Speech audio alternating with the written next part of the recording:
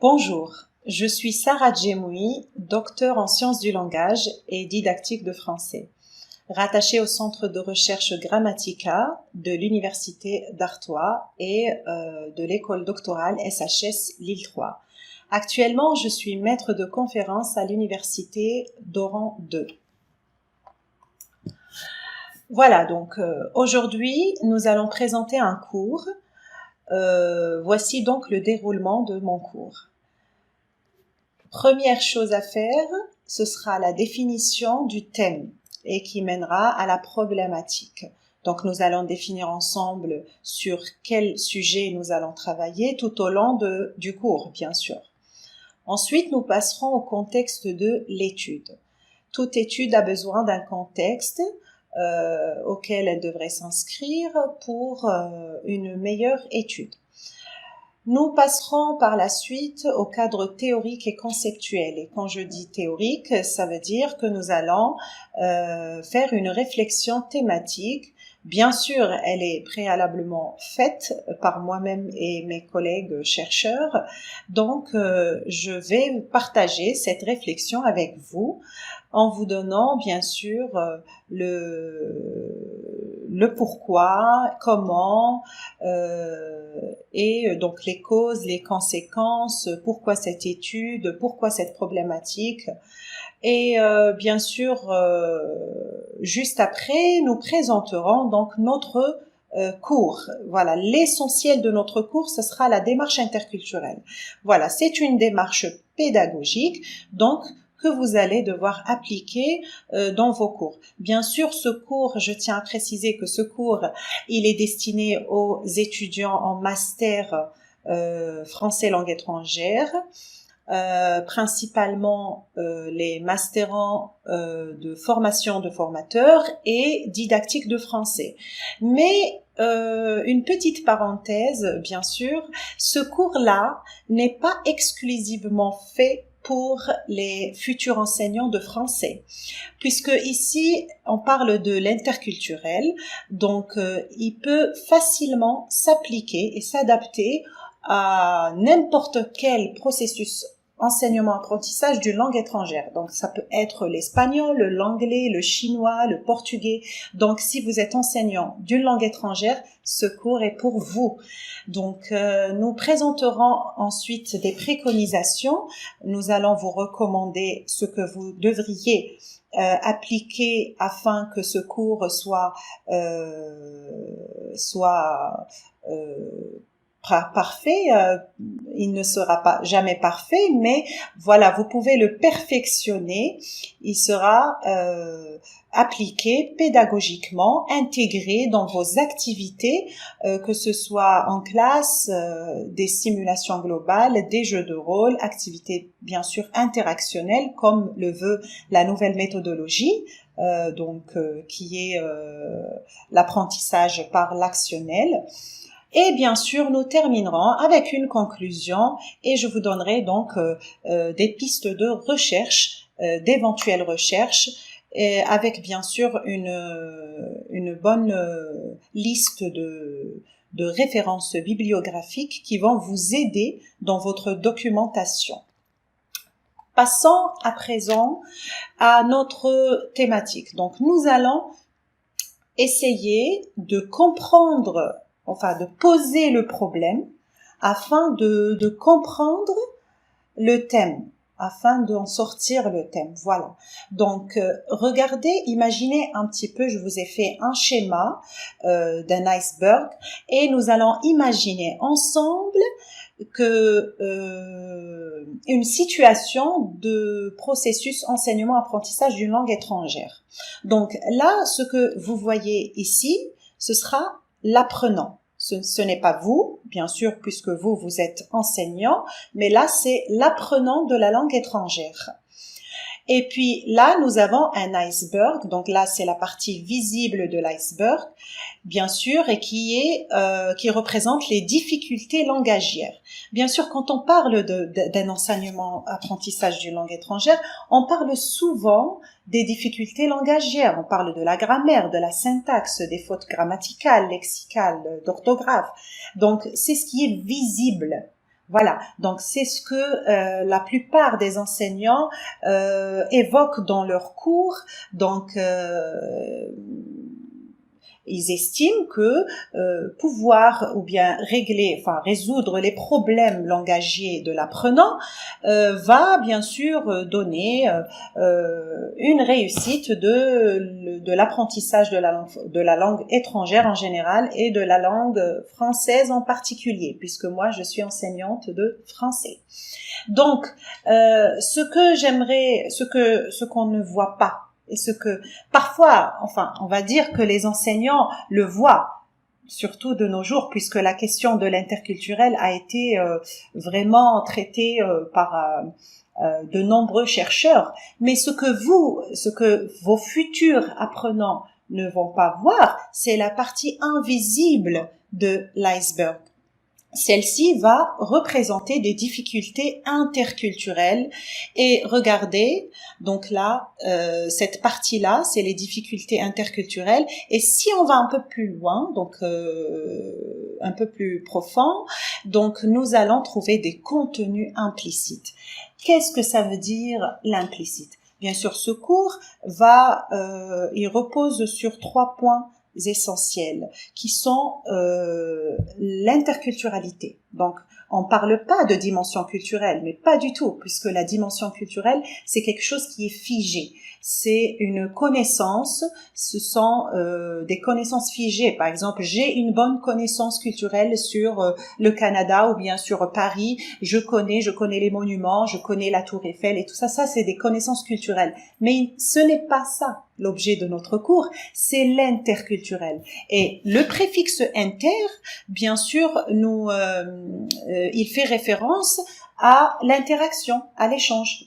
C'est-à-dire comment votre culture, c'est-à-dire la culture de l'apprenant, va interagir avec la culture de l'autre, la culture cible. Donc les contenus implicites, c'est vraiment ici nous allons parler, vous allez voir tout au long du cours que nous allons parler des implicites à la fois linguistiques et culturels, parce que nous avons des implicites linguistiques. Regardez les 2 phrases, par exemple, une femme d'un certain âge et une femme d'un âge certain. Linguistiquement parlant, nous retrouvons les termes, enfin les mêmes mots, les mêmes termes, mais le sens change complètement. Donc dans les implicites linguistiques, on peut trouver aussi les présupposés, les sous-entendus, bien sûr, mais ce qui nous intéresse beaucoup plus dans ce cours, ce sont les implicites culturels, puisqu'on parle d'interculturalité. Quelles sont les causes et conséquences? Donc, regardez. Les difficultés, donc nous avons l'implicite culturel, l'implicite linguistique, donc je viens de parler de ça. Les conséquences, pourquoi nous allons mettre en place une démarche interculturelle, nous allons l'intégrer dans notre enseignement de langue étrangère. Tout simplement parce que si vos apprenants ont des difficultés à comprendre l'autre et la culture de l'autre, ça va vraiment les pénaliser de façon à ce que ça va entraîner quoi? Donc, les malentendus, les situations conflictuelles et le choc culturel, les stéréotypes et préjugés. Donc, regardez, quand il faut savoir, je pense que vous serez d'accord avec moi, la finalité de l'apprentissage d'une langue étrangère, c'est de pouvoir communiquer en cette langue. C'est-à-dire l'objectif, c'est la communication. J'apprends une langue étrangère pour pouvoir la pratiquer, communiquer. Donc, la communication est primordiale. Donc, si vous ne comprenez pas un message qui est émis de votre interlocuteur, vous allez faire soit une mésinterprétation, c'est-à-dire une interprétation erronée du message, et ou bien vous allez faire une simple incompréhension. Vous n'allez pas comprendre ce qu'il vient de dire. Et là, on parle souvent de l'ironie, par exemple, ou bien de l'humour. Regardez, vous avez parfois des sketchs, de l'humour, que ce soit français, chinois, japonais, tout ça. Il y a des personnes qui peuvent en rigoler, d'autres non. Tout simplement parce que il n'y a pas suffisamment de connaissances culturelles sur l'autre, qui va vous permettre d'interagir avec l'autre. Voilà donc pourquoi nous allons faire ce cours. Quelles sont donc les questions que vous allez devoir vous poser? Vous allez devoir vous interroger sur des questions, ça c'est pour vous, parce que je vous incite réellement à ne pas s'arrêter à ce cours et d'aller faire d'autres recherches pour vous, pour approfondir ce qu'on est en train de dire. Quelle est la relation entre l'implicite linguistique et culturel? Quelles sont les compétences requises pour le décodage des implicites, puisque vous allez décoder les implicites de votre interlocuteur natif, qui est français. Donc, comment vous allez pouvoir décoder ces messages, ces implicites? Est-ce qu'un apprenant apte de comprendre l'implicite dans la langue cible est forcément capable d'en produire? C'est-à-dire, est-ce que si vous comprenez l'implicite en français, est-ce que vous êtes habilité ou bien capable de produire vous aussi de l'implicite dans cette langue étrangère? Donc là, c'est vraiment, on est dans la maîtrise de la langue, on est dans la subtilité de l'apprentissage, de l'acquisition de la langue. Ensuite, nous avons comment remédier à l'absence de l'interculturalité en classe de FLE. Il faut savoir que en Algérie ou ailleurs, très peu de classes de français langue étrangère mettent en pratique la démarche interculturelle. Ils peuvent, comme je vous ai dit tout à l'heure, parler de tout ce qui est culturel, parler de tout ce qui est une culture figée, mais ce qui manque, c'est vraiment l'interaction culturelle. Comment évaluer la compétence interculturelle chez l'apprenant, puisque vous savez, ça c'est une question très philosophique, puisque est-ce qu'on peut évaluer une compétence interculturelle? Donc elle est là la question. Le comment, ça viendra après. Mais on peut mettre en place, vous allez voir après, des simulations globales, des jeux de rôle. Comment intégrer la démarche interculturelle dans vos activités interactionnelles en classe? Voilà. Alors, qu'appelle-t-on démarche interculturelle? Donc là, je vous ai parlé de la démarche interculturelle. Donc là, il s'agit de quelques définitions différentes. Je vous laisse bien sûr faire des captures d'écran ou bien recopier ces définitions de Abdellah Pertsey, de Puren et de Grussa. Donc l'interculturel, ici, il est défini de manière très différente.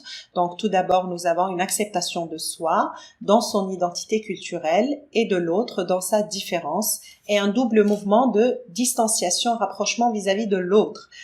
Puren, bien sûr, Christian Puren, il définit l'interculturel ainsi. Donc c'est une capacité à gérer les phénomènes de contact entre cultures différentes lorsqu'on communique avec des étrangers dans le cadre de rencontres ponctuelles d'échanges, de voyages ou de séjours touristiques, en particulier en repérant les incompréhensions causées par ces représentations préalables de la culture de l'autre et les mécompréhensions causées par les interprétations faites sur la base de son propre référentiel culturel. Vous allez voir que ma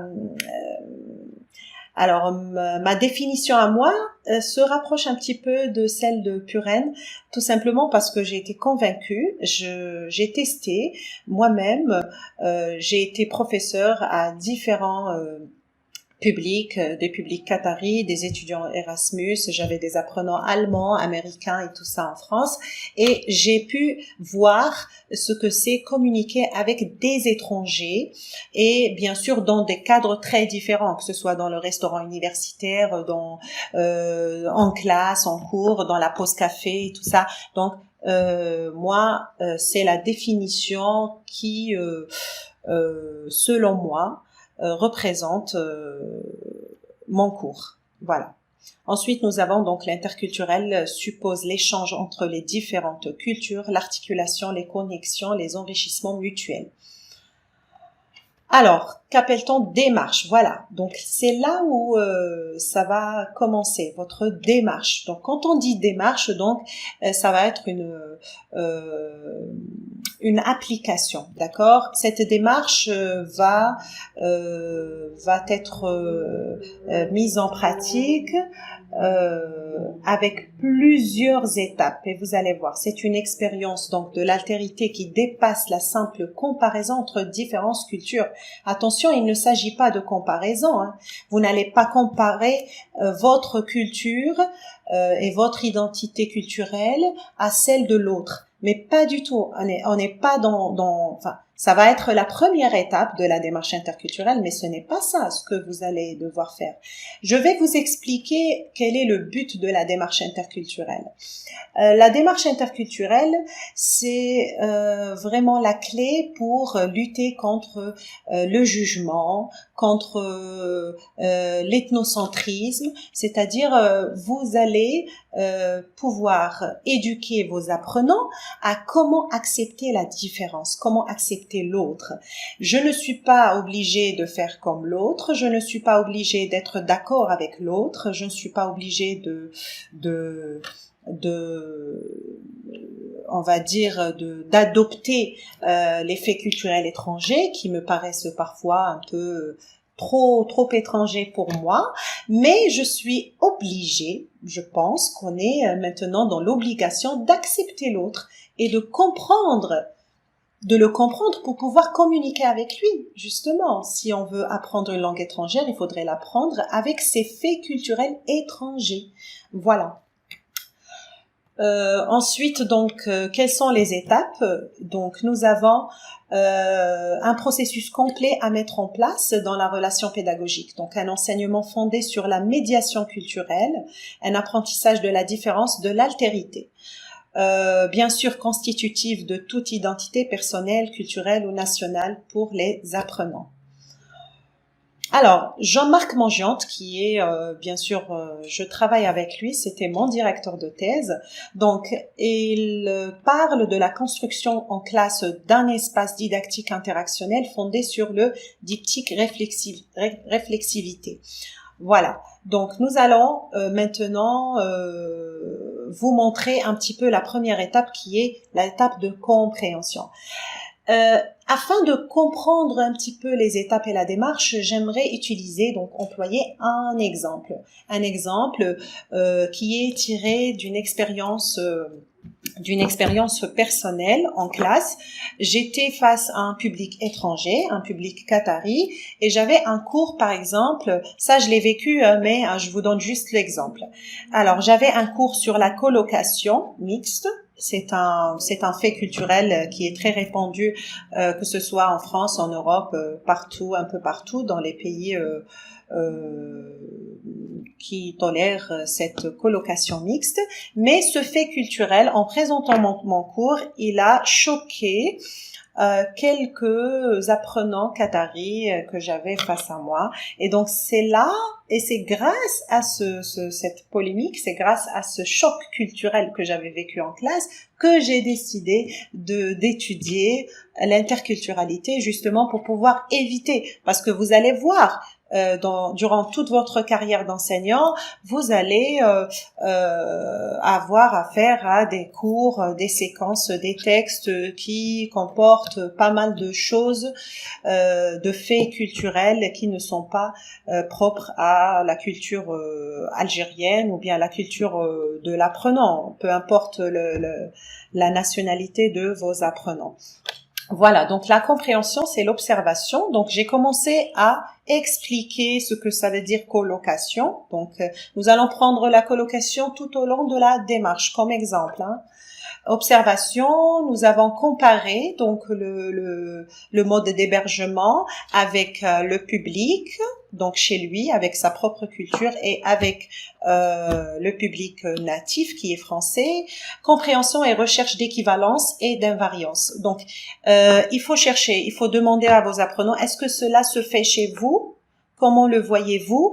Est-ce que vous pouvez habiter en colocation sous le même toit avec avec des gens que vous ne connaissez pas et tout ça? Donc, à travers ou bien à partir des réponses que vous allez recevoir, vous allez commencer votre deuxième étape qui est, bien sûr, donc là, je vous explique ici les activités de production, contextualisation et tout ça. L'étape comparative, donc là, c'est ce qu'on est en train de faire, confronter à un texte en langue culture étrangère. L'apprenant utilise spontanément son propre modèle culturel. Donc là, les Qataris, ils ont commencé à me dire, Madame, c'est inconcevable, Madame, ça ne se fait pas, comment est-ce qu'on peut habiter? Donc voilà, donc c'est à vous, c'est votre rôle maintenant en tant qu'enseignant de cette langue, d'expliquer à vos apprenants qu'il ne s'agit pas d'un fait culturel du Qatar ou bien de l'Algérie. Il faut savoir que c'est un fait culturel qui est pratiqué par les natifs, les natifs de la langue étrangère, de la langue cible. Donc, si ils veulent apprendre le français, ils devraient connaître, au moins connaître et accepter ce fait culturel. Mais vous n'allez en aucun cas les inciter à pratiquer cette pratique ou autre. Donc voilà. Ensuite, nous allons après donc la compréhension, nous allons constater chez les apprenants un certain dépassement des représentations figées de la culture étrangère, des clichés et des stéréotypes. Attention à ne pas être très subjectif dans votre démarche, c'est-à-dire à ne pas attention à ne pas montrer aux apprenants que vous penchez un petit peu, que vous aimez bien la colocation, ou bien que vous n'aimez pas du tout. Attention, il ne s'agit pas du tout d'être subjectif. Au contraire, il faudrait être très objectif. Il faudrait rester fidèle aux faits culturels de la langue cible. Voilà, donc la médiation culturelle de l'enseignant, donc recensement et évaluation de la pertinence des représentations de la culture. Donc là, c'est Geneviève Zarat. Je vous invite à lire, bien sûr, Zarat. Elle parle souvent de ces représentations de la culture. Ensuite, vous avez donc ça aussi de Durkheim. Donc là, je vous présente un cours, mais s'il vous plaît, essayez d'aller au moins lire, parce que on ne peut pas résumer un cours d'interculturalité en quelques minutes. Donc je vous recommande, comme je vous ai dit tout à l'heure, je vais vous donner quelques préconisations, de lire ces références. L'étape empathique. Alors là, c'est la deuxième étape, c'est l'étape de l'empathie. Une fois que vos apprenants ont compris, par exemple les miens, ils ont compris ce que c'était la colocation. Donc, pourquoi l'empathie? Justement, attention à ne pas confondre entre empathie et vraiment se mettre dans la peau de l'autre, mais pas du tout. Là, l'apprenant, il est un acteur social. Ça, il faut bien le savoir. C'est-à-dire, vos apprenants vont pratiquer le français en France ou bien en Algérie ou dans un pays francophone, dans un contexte francophone, ça peut être en Algérie mais dans un contexte purement francophone. Donc là, ils vont être des acteurs sociaux et donc ils vont se mettre à la place du locuteur natif. Et c'est ça la démarche empathique, c'est-à-dire ils vont se mettre à la place du locuteur natif, sentiment, posture, attitude. Pourquoi? C'est juste pour produire j'aime pas dire ça, mais du bon français. Mais voilà, un français plus ou moins correct, implicitement correct. Vous voyez, c'est-à-dire si vous comprenez parfaitement de quoi vous parlez, si vous saisissez les implicites de votre sujet, que ce soit, je ne sais pas, ça peut être, par exemple, vous allez parler, vos apprenants vont faire une dissertation sur les droits de l'homme, les droits de la femme, la polygamie, je ne sais pas. Donc, plus ils vont connaître les implicites de ce thème ou bien de ce fait culturellement parlant, c'est-à-dire dans la langue cible, plus ils vont faire une meilleure présentation. Voilà pourquoi l'étape empathique. Donc, l'approche co-culturelle par laquelle les apprenants se montrent capables d'adopter une culture d'action commune avec des personnes de cultures différentes. Regardez, non pas adopter la culture cible, mais adopter une culture d'action commune, une action commune. C'est-à-dire, vous allez devoir expliquer à vos apprenants que vous avez votre identité, vous avez votre culture, mais vous devez interagir avec l'autre. C'est-à-dire, pour qu'il y ait une communication, une continuité, pour que ça puisse aboutir, il faudrait bien sûr comprendre l'autre et se mettre à sa place. Donc, si vous voulez bien le comprendre et communiquer avec cette personne, il faudrait se mettre à sa place. Mais se mettre à sa place, pas physiquement. C'est-à-dire se mettre à sa place, comprendre ses pratiques et comprendre ses choix et comprendre ce qu'il voulait dire. Voilà. L'étape interactionnelle, et ça, je pense, c'est ce qui vous intéresse le plus, puisque vous êtes enseignant, donc vous allez devoir intégrer ces étapes-là dans vos cours de français langue étrangère. Donc, ce travail de conseil pour visiter un lieu incite les apprenants à exprimer une opinion. Donc, visiter un lieu, ça peut être un lieu, comme ça peut être donc montrer donc une image, c'est ce qu'on appelle l'élément déclencheur. Ça peut être une vidéo, un document audiovisuel. Donc, vous allez inciter vos apprenants à exprimer une opinion. Déjà, la première chose, à se mettre à la place des habitants. Par exemple, ici, je vous explique ce que c'est. Ça, c'est par exemple, on prend la colocation toujours comme exemple. On prend la colocation et vous allez faire un jeu de rôle en classe. Voilà, je pense que c'est la meilleure façon de mettre en pratique cette démarche interactionnelle. Il n'y a pas mieux que les représentations théâtrales. Donc, vous allez être habilité, je pense.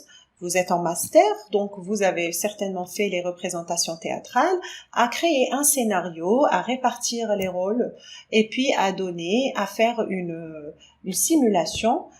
Ça peut être un simple jeu de rôle, comme ça peut être une simulation globale étendue sur plusieurs séances. Donc vous allez les inciter à jouer le rôle, justement pour se mettre dans la peau du natif et pour voir à quel point ils vont s'en sortir en langue étrangère. Voilà. L'étape finale, bien sûr, de cette démarche interculturelle, c'est la reconstruction des représentations. Et moi, je trouve que ça, si vous arrivez à le faire, ça serait vraiment, ça veut dire que vous êtes pédagogue et ça veut dire que vous êtes fait pour l'enseignement. Alors, cette étape permet de vérifier si votre apprenant, après le choc culturel et après d'être ethnocentrique et après cette situation on va dire une situation d'incompréhension conflictuelle, il va, après toute cette démarche et après le jeu de rôle, si vous allez reposer la question à votre apprenant, mais de manière différente, bien sûr, vous allez constater une reconstruction de l'image. C'est-à-dire, c'est comme si vous avez effacé l'image qu'il avait sur ce fait culturel et que vous l'avez remplacé avec une image beaucoup plus relative, beaucoup plus large, on va dire, et ouverte au débat, aux discussions, aux échanges, aux acceptations, aux tolérances, voilà. Donc c'est je pense que c'est l'objectif final de votre démarche interculturelle. Donc ici vous allez voir la dimension réflexive de l'apprentissage. Donc l'enseignant revient sur les productions orales et écrites des apprenants, les commente avec eux lors d'une mise en commun où ils réagissent aux productions des autres et modifient leur représentation de la culture cible et de leur propre culture. Il est très important d'intégrer des échanges dans vos classes de cours. Pourquoi? Parce que il doit y avoir plusieurs opinions, plusieurs avis, et donc ça va être très bénéfique de pouvoir s'échanger comme ça sur un fait culturel. Laissez les apprenants s'exprimer et puis prenez note. Et bien sûr, à chaque fois que vous allez, vous ressentez le besoin de vous exprimer ou bien d'intervenir, n'hésitez pas à le faire, mais surtout ne stoppez pas l'apprenant, laissez-le s'exprimer. Donc, au bout du processus, l'apprenant reconstruit la représentation de sa propre culture après avoir modifié sa représentation de la culture étrangère. Ça, c'est très important. Pourquoi? Je vais vous dire. L'apprenant, il reconstruit la représentation de sa propre culture. Vous allez me dire, quel est le rapport entre sa propre culture et la culture de l'autre? Mais non. Mais je vais vous dire, après avoir modifié sa représentation de la culture étrangère, il va se remettre en question par rapport à sa propre culture. Et ici, culture, c'est vraiment très général. Vous pouvez remplacer le mot culture par le fait culturel que vous allez travailler en classe. L'apprentissage de l'altérité aboutit à une constitution identitaire. Il faut moins comprendre les relations interculturelles comme le contact entre deux objets indépendants, deux cultures en contact, qu'en tant qu'interaction où ces objets se constituent tout autant qu'ils communiquent. L'Admiral 89. Voilà, donc là je vous laisse avec une redéfinition de la démarche interculturelle au sein de l'action pédagogique. Voilà, donc ça c'est l'effet miroir ici, je pense que nous avons développé tous ces points-là. Conclusion, bien sûr, alors ici je vous donne une conclusion de Vassilis Alexakis. Pourquoi? Parce que j'aime beaucoup sa vision quant à la culture de l'autre. Et je vous invite bien sûr à le lire. Moi, je vous invite tout le temps à lire parce que je trouve que c'est primordial hein. Dans votre démarche enseignement. Il faudrait se documenter tout le temps pour confirmer, pour se poser les bonnes questions de recherche, pour revoir vos hypothèses de départ, pour avancer bien sûr dans votre carrière. Donc ici vous avez une petite conclusion et donc j'espère que mon cours vous a plu, j'espère que j'ai été assez claire et puis voilà, si vous avez des questions, n'hésitez pas à me les poser. Merci beaucoup.